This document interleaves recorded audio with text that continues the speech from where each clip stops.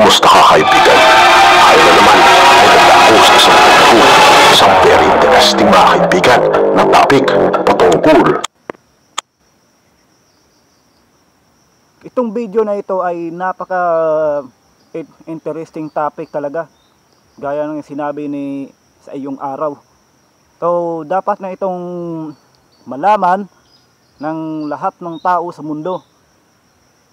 Ang pamagat ay ang 20 sinyalis ng kanyang pagbabalik ng ating Panginoong Hesus. Kaya humanda na ang lahat ng karamihan. Kung trip mo ang ganitong klaseng video ni sa iyong araw, mga kapatid, i-subscribe mo ang kanyang channel at i-click mo na rin ang notification bell para updated ka sa mga video na i-upload niya. At mag-subscribe ka na rin sa channel ko, Pinoy Reaction TV. At i-click mo na rin ang notification bell para updated ka sa mga bagong reaction video na i-upload ko araw-araw. So araw-araw tayong mag-reaction video dito mga kapatid. So sari-sari, may mga history ng Bible, may mga tungkol sa mga horror. Sa next reaction video natin ay mag-reaction video tayo ng mga horror, ng mga politics, ng mga ng tungkol sa mga history ng mga animals or hayop na nasa ibang bansa, na mga wild animals. Okay, so itong video na ito ay napaka-interesting talaga. So sana panoorin nyo to at intindihin nyo to dahil para maging makuan ang pananaw nyo sa inyong buhay. Malaman nyo kung ano ang 20 sinyalis ng pagbabalik ng ating Panginoon Hesus dito sa ating mundo. Okay, so wag na natin patagalin, mga kapatid. Simulan na natin. Sa mga sinyalis ng pagdating ng ating Panginoong Hesukristo.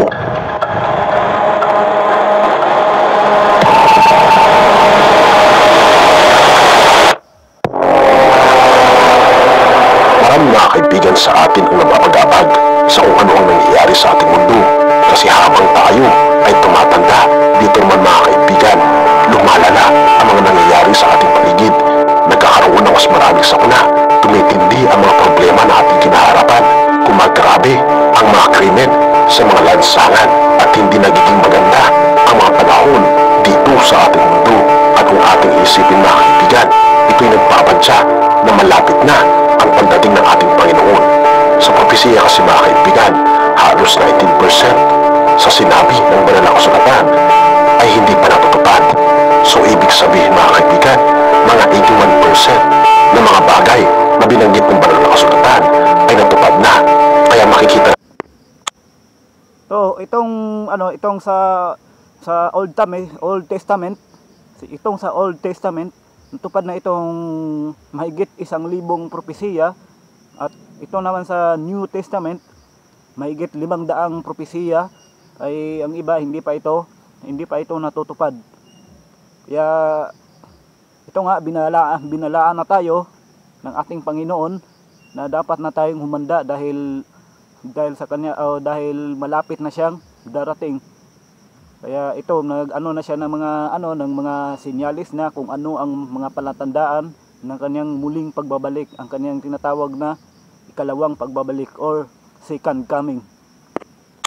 At mga kaibigan, ang confidence na talagang mangyayari ang mga bagay na pinapanggit sa Biblia, lalong-lalo na sa libro ng Daniel at Revelation, sapagkat tayo ay naniniwala mga kaibigan na ang Biblia, ito ay isang history book. Ngunit hindi basta-basta isang history book, kundi ito mga kaibigan ay isang libro na ipinapaalam sa atin kung ano ang mangyayari sa atin sa hinaharap. Binabanggit mga kaibigan sa pahayag o Revelation 1 verse 1. Ito ang pahayag ni Hesukristo na ibinigay ng Diyos sa Kanya at Kanyang inihayag kay Juan na alipin niya sa pamamagitan ng anghel na Kanyang isinugo. Ang layunin ng paghahayag na ito'y ipakita sa mga alipin ng Diyos ang mga bagay na malapit ng maganap. Oo mga kaibigan, ito ay binabanggit ng ating Panginoon na kailangan natin itong makita. Ito'y binanggit ng mga kaibigan sa kanyang mga hindi sila magtaka at magulat sa kung ano ang mangyayari sa hinaharap. At tayo rin mga kaibigan ay pinalahanan ng ating Panginoon sa pamamagitan ng kanyang pahayag sa banal na kasulatan na ang mga bagay na ito ay kailangan mangyari upang tayo ay makapaganda sa pangalawa ng pagparito. Kaya naman ipinakita niya mga kaibigan kay John kung ano ang mangyayari sa hinaharap. Kaya naman nasulat mga kaibigan ang libro ng pahayag o Revelation. Binabanggit mga kaibigan sa Revelation 1 verse 7, narito siya'y pumaparitong nasa mga lapaat at makikita siya ng bawat mata at nang nagsiulos sa kanya at ang lahat ng mga angkan sa lupa ay magsisitalhoy dahil sa kanya. Gayon din sa nawa. O mga kaibigan, lahat ng tao ay makakita sa kanyang muling pagparito. At darating talaga ang ating Panginoon mga kaibigan sa pangalawa. At ito isang pangako na binabanggit sa banal na kasulatan na lahat mga kaibigan ng tao, oo, lahat ay makikita ang kanyang pagparito. Revelations 22 verse 7, binabanggit dito mga kaibigan. At sinabi ni Jesus, makinig kayo, darating na ako, pinagpala ang sumusunod sa mga salita ng propesiya ng nasa aklat na ito. Oo mga kaibigan, pinagpapala ang mga tao na nakakaalam ng propesiya patungkol sa pagdating ng ating Panginoong Jesus at magpalad ang mga nakahanda sa kanyang muling pagparito. Dahil alam niyo mga kaibigan, sa pagdating ng ating Panginoon, halos ang karamihan ay hindi makapaghanda sa kanyang pagparito. Ngunit ikaw ay mapalad, tayo ay mapalad, dahil alam natin mga kaibigan kung ano ang mga sinyalis sa kanyang muling pagparito. Ang tanong ay, gaano kabilis? Ang kabilis mga kaibigan na binabanggit ng ating Panginoong Jesus na kanyang pagdating. At gaano kalapit ang binabanggit niyang lapit na kanyang muling pagparito. At sa English nga mga kaibigan, how soon is soon. Atin itong pag-uusapan mga kaibigan. Tinanong mga kaibigan ng mga disipulo sa Mateo 24 verse 3 ang ating Panginoong Jesus nung sila mga kaibigan ay nakaupo sa Mount of Olives. At binanggit mga kaibigan ng mga disipulo ang tanong na ano ang mga sinyalis ng pagdating ng ating Panginoong Jesus. Sa Mateo 24 mga kaibigan, ang ating Panginoong Jesus ay ina-outline niya ang mahigit 20 na mga sinyalis sa kanyang muling pagparito. Isa na dito mga kaibigan ay ang sinyalis sa mga religion mga kaibigan sa buong mundo. Ang sinyalis na mangyayari sa mundo ng politics at ganoon din ang sinyalis na mangyayari sa mundo ng nature. Binabanggit din niya mga kaibigan na may mga sinyalis na makikita tayo sa mundo ng ating society. Ating tignan mga kaibigan ang sinyalis sa world of religion o sa mundo mga kaibigan ng religion. Binabanggit mga kaibigan sa Mateo 24 verse 24. Binabanggit niya dito sapagkat may lilitaw ng mga huwad na Kristo at mga huwad na propeta. Magpapakita sila ng mga kamanghamanghang himala at mga kamadalagahan upang iligaw kung maaari maging ang mga hinirang ng Diyos. Oo mga kaibigan, sabi niya dito, magkakaroon mga kaibigan ng mga bulaang Kristo at bulaang mga propeta sa loob ng iglesia. Binabanggit mga kaibigan sa American Religious Identity Survey or ARIS in the United States during the last decade, the number of people who identified themselves as belonging to the New Age movement increased 247%. The modern occult, Wiccan, pagan, and Druid religion is now listed among the 10 largest organized religions in the country. Teens especially are attracted to these occult movements and outnumber older converts by 3 to 1. O mga kaibigan, dahil sa loob mga kaibigan mismo ng ating pamilya, ang mga kabataan at karamihan mga kaibigan ng mga tao ay nagpapasakop sa relihiyon ni Satanas. Ang relihiyong may pagkapagano, witchcraft, pagkukulam at modern mga kaibigan ng mga cult. Ito mga kaibigan ay namayani sa ating mundo. At kung ating mapapansin mga kaibigan, so ang sinasabi dito ni sa iyong araw na relihiyon na may pagkapagano, ito yung tinutukoy niya yung mga ano nga, yung mga imahe nga, mga imahe daw ng ating Panginoong Hesus. Ito yung mga rebultong bato. Yan daw ang tinutukoy ng ni sa iyong araw. So mga ano to, mga kapatid ha, hindi naman to naninira ha, kasi ako Katoliko ako eh. So baka sabihin yung naninira ako, ginawa ko tong reaction video na to para lang manira sa mga mga reliyon diyan, sa mga Katoliko. Siyempre Katoliko ako, pero dapat mag-adjust ako sa aking sarili. Kung hindi naman ako tulad ng iba diyan na mapalabisyo, sugarol, umiinom, naglalasing. At kung hindi talaga ako lumuluhod sa mga imahe, mga kapatid at mga ribulto. Kaya yan ang tinatawag ko ng pag-adjust. Hindi rin ako masyadong chismoso, na medyo nagkikwento lang ako sa ibang tao, pero hindi ko naman talaga sila sinisiraan. So kung nagkikwento ako, siyempre proud ako sa kanila. So idolo ko sila, gusto ko silang gayahin, ganyan lang ang ginagawa ko. Hindi ako ganyan na kaya siya yumaman dahil ganyan siya, ganyan mga paninira na sa ibang tao. So wag po tayong ganyan, wag nating gayahin ng ibang tao, kasi tayo. So hindi naman, sinasabi ko nga, hindi talaga tayo lahat perpekto sa mundo. Kaya dapat talaga na habang buhay pa tayo ay magbago na tayo, baguhin na natin ang ating kaugalian na ganyan, para kung hindi natin alam kung kailan babalik ang ating Panginoong Hesus, baka ito na nga, sinyalis na nga. Hindi niyo ba napapansin sa panahon natin ngayon? So grabe ng kaliwat ka ng gira sa ibang lugar, lindol, tag-init, mga krisis, mga pagmamahal ng mga bilihin, mga bagyo. So marami nang mamatay na mga tao. So yung iba parang nawawalan na sila ng pag-asa eh. Mayroon bang Diyos? Sabi nila, mayroon bang Diyos? Bakit hindi niya tayo tinulungan sa ating mga problema? Bakit ginaganito niya tayo? Yun kasi ay pagsubok sa atin. Kaya ganyan ang sa atin, kung totoo ba nating faith o totoong pananampalataya. Kaya wag tayong maniniwala sa mga false prophet. Kung ito nga nasa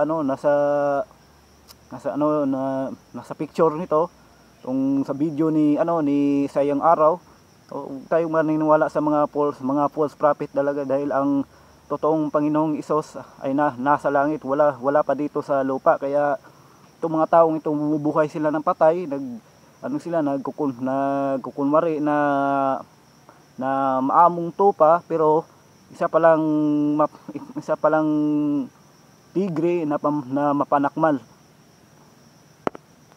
Ang mga false prophets at false Christ ay hindi natin na-recognize kaagad sila, sapagkat binabanggit mga kaibigan sa Revelation 16 verse 14, sapagkat sila yung mga espiritu ng mga demonyo na nagsisigawan ng mga tanda, na pinaroroonan nila ang mga hari sa buong sanlibutan upang tipunin sa pagbabaka sa dakilang araw ng Diyos na makapangyarihan sa lahat.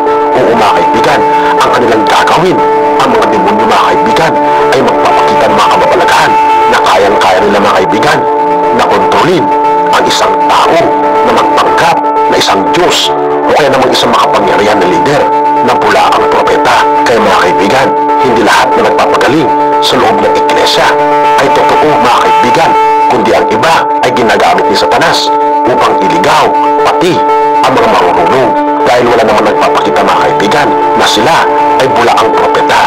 At kung may bulaang propeta mga kaibigan, kasulungan nito, mayroong totoong propeta at may totoong Kristo na darating mga kaibigan.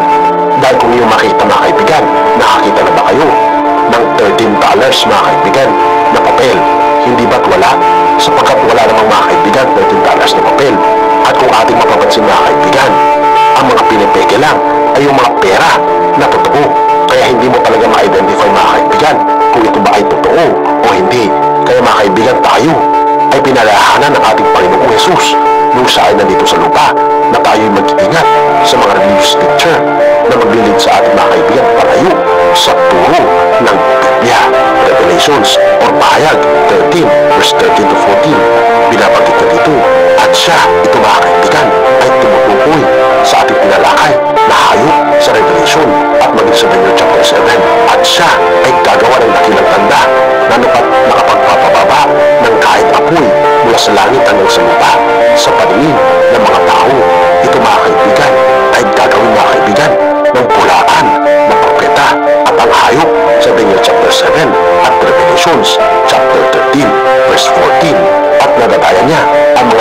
sa lupa dahil sa mga tanda na sa kanyang pinagkaloob na magawa sa paningin ng hayop na sinasabi sa mga nanahan sa lupa na dapat silang gumawa ng isang larawan ng hayop na mayroon ng sugat, ng tabak at ng buhay.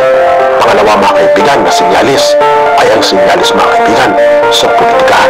Sabi nito mga kaibigan sa Mateo 24 verse 6 na nangyayari mga kaibigan sa panahon natin ngayon. Maririnig na ninyo ang mga digmaan at mga balibalita ng mga digmaan. Oo mga kaibigan, binabanggit sa Mateo 24 verse 6 na tayo ay makakarinig ng mga digmaan at balibalita ng digmaan. Dahil sa loob mga kaibigan ng 2,000 years ay nagkakaroon na ng digmaan. Ngunit habang tayo mga kaibigan ay papalapit sa pangalawang pagparito ng ating Panginoong Hesus ay lalong lumalala ang mga digmaan sa ating kapaligiran, lalong-lalo na mga kaibigan sa iba't ibang mga bansa. Ipininidik ng ating Panginoong Hesus mga kaibigan na magkakaroon ng mga international conflicts na ito mga kaibigan ay aabot sa global scale. Dahil binabanggit ng mga kaibigan sa Mateo 24 verse 7, ito ay sapagkat babago ng isang bansa laban sa isang bansa at babago ng isang paghahari laban sa isang paghahari. Ito mga kaibigan ang nangyayari sa ating kapanahunan ngayon. At kung iyo mapapansin mga kaibigan, sa loob ng 20th century, 180 million na mga kaibigan ang mga namatay dahil sa giyera. At kung ating idadamay mga kaibigan, ang giyera sa Russia at Ukraine ay aabot mga kaibigan ito ng halos 6 digits na ang mga namamatay sa conflict between Russia at Ukraine. Binabanggit mga kaibigan sa 1 Thessalonica 5 verse 3, pagka sinabi ng mga tao kapayapaan at katibasayan, kung magkagayon darating sa kanila ang biglang pagkawasak, nagkaya ng pagdaramdam sa panganak ng babae ng dadalang tao at sila hindi mga katatanan sa anumang paraan. O mga kaibigan, hindi sila makakatakas sa pangyayari mga kaibigan sa huling kapanahunan. Dahil binabanggit mga kaibigan sa mga nakasulatan, pag sinabi nila mga kaibigan ng salitang peace and safety, pagkatapos ito mga kaibigan ay distraction ang mangyayari. Sa ating bansa na lang mismo mga kaibigan, kung ating mapapansin, ang ating Pangulong Bongbong Marcos ay gayon na lamang ang kanyang pagkipag-diplomatic ties sa mga iba't ibang bansa upang magkaroon ng kapayapaan sa bawat bansa. Ngunit ito pala mga kaibigan ay isang hudyat ng paparating mga kaibigan na kapahamakan. Kaya tayo mga kaibigan ay maganda sapagkat malapit na ang pangyayari ito. Pahayag 11 verse 18, galit na galit ang mga bansang di kumikilala sa iyo dahil dumating na ang panahon ng iyong tuon ang paghahatol sa mga patay at pagbibigay ng gantimpala sa mga propetang lingkod mo at sa iyong mga hinirang sa lahat ng may takot sa iyo, dakilaman o hamak. Panahon na upang wasakin mo ang mga nagmawasak sa daigdig. O mga kaibigan, napakatindi. So kaya galit na galit talaga ang ating Panginoong Hesus. So kaya ito nga ano siya ng mga kalamidad dito, yung napakalakas na bagyo, napakalakas na lindol, sobrang init. So siya ang may gawa niyan kasi siya naman ang may karapatang kumontrol dito sa ating mundo eh. So di natin alam na ito ang ating Diyos pala ay galit na pala sa atin dahil sa ating kasalanan. Kasi sabi ng ating Panginoong Hesus nung nandito pa siya sa lupa, so mahalin nyo ang kaaway nyo, love each other, mahalin nyo ang kapwa nyo. Pero anong nangyayari ngayon? Nagmamahalan ba? Pilipino, kapwa Pilipino nagpapatayan. Ibang bansa sa ibang bansa nagpapatayan dahil sa pride, dahil sa teritoryo. Itong China gusto pang angkinin ang Scarborough Shoal. Itong sila kung may lumapit na mangingisda na mga barko ng mga Pilipino, mga bangka ng mga mangingisda kanilang binubombahan. So ganyan kasi doon kasi sa China, so marami talagang mga tao doon ang hindi naniniwala sa Diyos. Tingnan mo nga yung mga yung mga rebulto ni Buddha. Diyos ba yan si Buddha? Rebulto ng mga parang mga halimaw yata yung mga sinasamba nila, niluluhuran nila. So yun ang yung nakapagbabago sa kanilang isipan. So ito rin sa kaya sila ay pinarusahan ng Diyos hindi nila alam na galit na ang Diyos sa kanila. So dito nga, galit ang Diyos sa mga hindi kumikilala sa Kanya. Ito sabi ng Panginoong Hesus magmahalan kayo. Wag kayong anuhin nyo ang mga yaman nyo, ibigay nyo sa mga mahihirap. Wag kayong mag-apak ng mga mahihirap. Wag nyong alipustahin ng mga mahihirap. So kung mapira ka, so dahil yun sa dahil yun mayaman ka, dahil nga yun sa pagsisikap mo. Pero hindi mo alam na ang nasa likod niyan kung hindi ka maging mabuti, mayaman ka nga pero hindi ka maging mabuting tao, so ganyan talaga anuhin ka talaga ni Satanas. Kasi si Satanas parang ano din yan, makapangyarihan din yan yun. Kaya nung nasa langit siya, gusto niya maging Diyos. So ibig sabihin gusto niyang agawan ng trono ang Diyos, kaya nagalit ang Diyos sa kanya dahil sobrang na siya, naging ma-pride na siya. Hindi porket para parang perpektong anghel siya, sinasamba rin siya, sinusunod siya ng mga kapwa niya anghel. Kaya tinuring niya ang kanyang sarili na bilang na isang Diyos at gusto niya pang agawan ng trono ang Diyos. At dito nga inihulog na siya dito sa lupa. Kaya ito sila, pati yung mga kasama niya sa sumusunod sa kanya, mga tinatawag na ngayon ay false angel, mga fallen angel. Ito nga, naghasik na sila ng lagim dito. So itong nagsusulsul sa mga tao na pumatay ka, maging mayabang ka, wag kang magpapaapi, patayin mo yan para maging matapang ka. Patayin mo yan ka. Mga kapre, mga diwinde, mga white lady, mga multo. So hindi yan fallen angel yan. Hindi yan talaga totoong yan. Mga kapre yan, mga white lady yan. Kasi sinasabi sa Biblia, kapag namatay ang isang tao, ang kanyang kaluluwa ay hindi na may iwan dito sa mundo. So kung masama siya, doon siya sa Hades.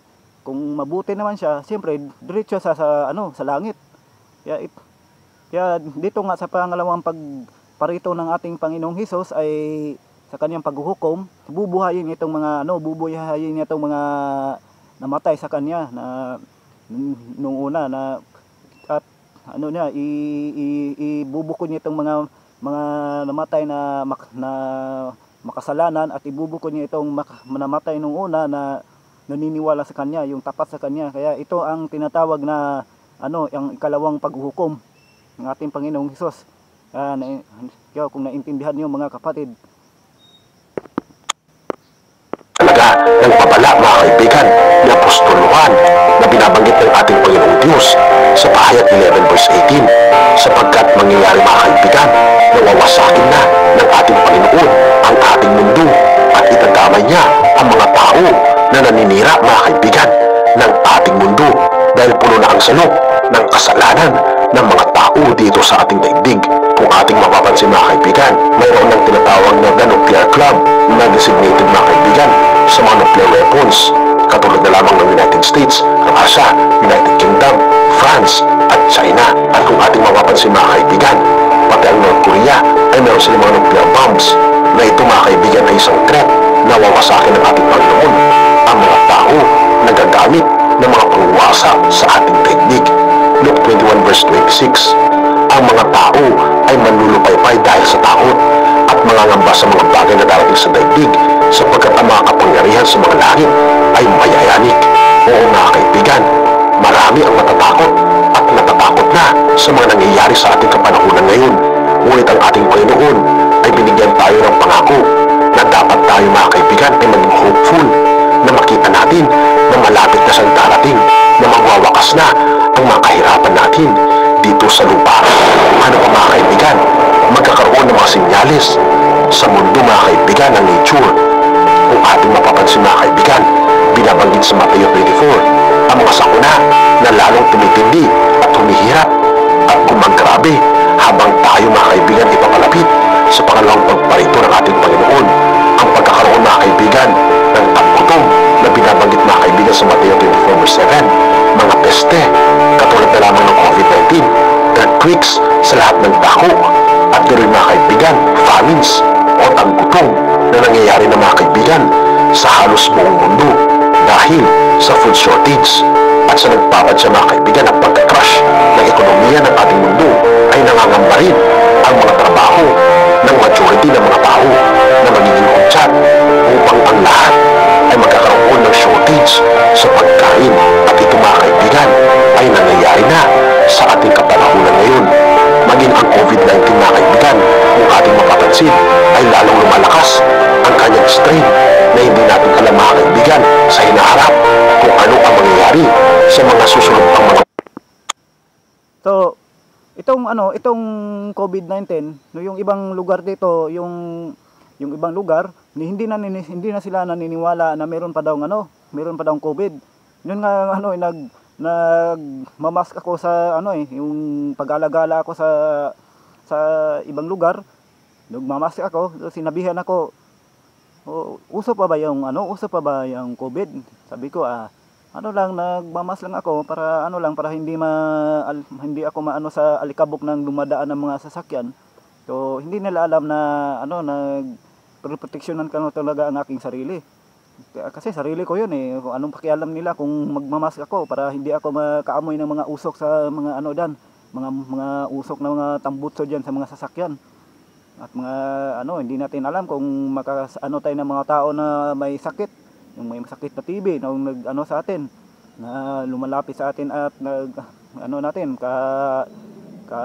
kasalita natin, kakwentuhan natin.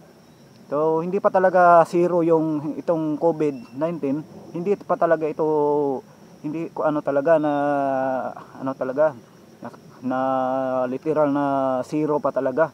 So meron sa ibang lugar sa China, libo-libo pang mga tao doon ang nagkakasakit ng COVID. Pero hindi dito sa Pilipinas, parang hindi nila pinapansin. Kasi alam naman ng mga tao dito, medyo matatapang din ng mga tao dito sa Pilipinas. Yung iba naniniwala sa COVID, yung iba hindi naniniwala sa COVID. Sabihin pa na COVID-19, pakanalang yan ng gobyerno para perahan tayo. Para perahan sila ganyan.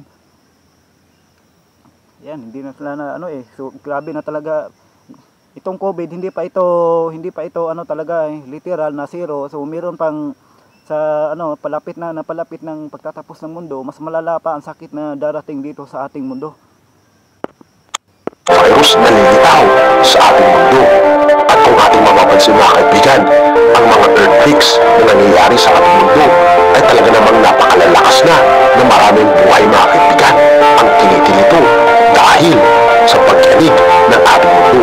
Ngunit kung inyong makikita mga kaibigan, sa Revelation 6 verse 14, binabanggit niya dito ang pinakamalakas na earthquake ay darating mga kaibigan sa ating mundo. At ang mga tao na hindi nanampalataya sa ating Panginoong Diyos, sila ay mapipilitro sa hinaharap. Pahayag 6 verse 14, naglaho ang langit na parang kasulatang inirolyo at nawala sa kanilang dating kinalalagyan ang mga bundok at mga isla.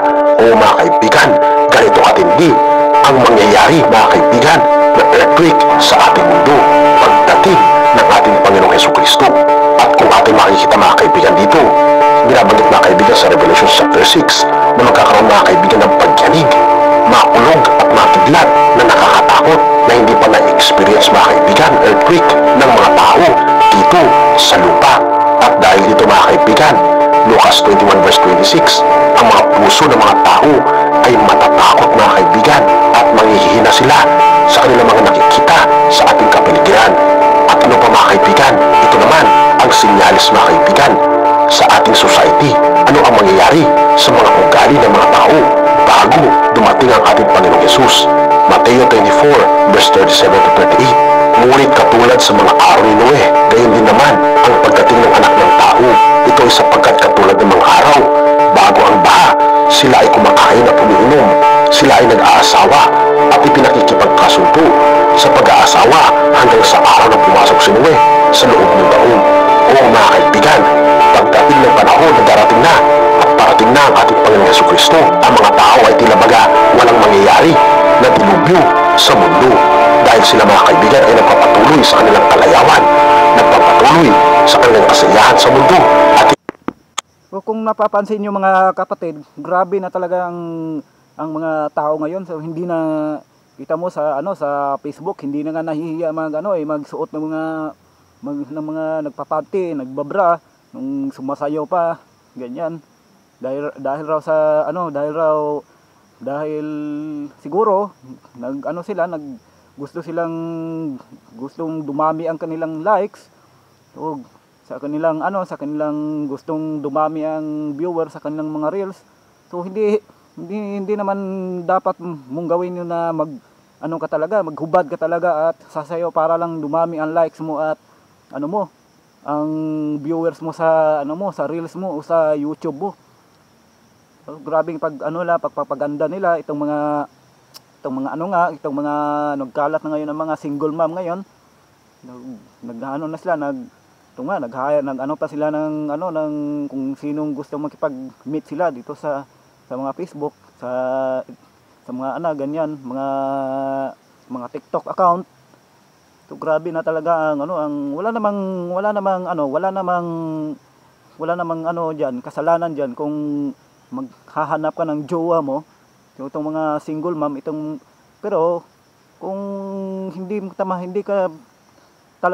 naman talaga hiwalay talaga ang iyong asawa mo, hindi naman kayo talaga na naghihiwalay talaga kayo, nahiwalay na talaga, yung may kasulatan kayo talaga.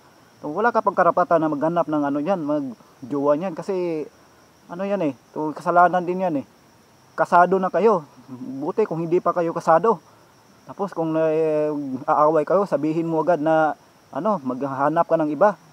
Tapos ang isipin diyan kung magkakagos itong hindi mo alam na babalikan ka ng lalaking ito at nakita ka niya na may kasamang ibang lalaki, ayun na, away na.